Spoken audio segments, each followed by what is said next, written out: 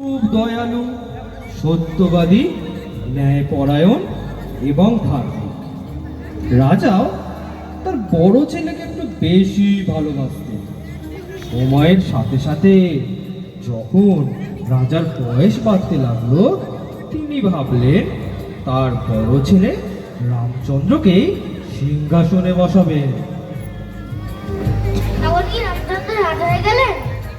না রে বাবা, আমরা যা ভাবি সব সময় কি তা হয়?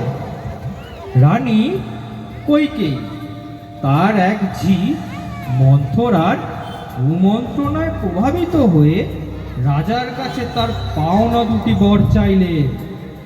এক, তার ছেলে ভরতকে সিংহাসনে বসাতে হবে। দুই, রামচন্দ্রকে বনবাসে পাঠাতে হবে।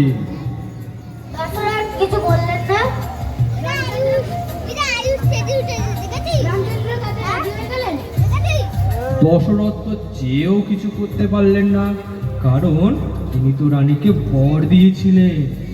আর রামচন্দ্র তিনি পিতার আদেশ আর মায়ের ইচ্ছাকেই শিরোধার্য করলেন। তিনি বললেন, পিতার আদেশ পালন করাই আমার পরম ধর্ম। তারপর রামচন্দ্র চললেন বনবাসে।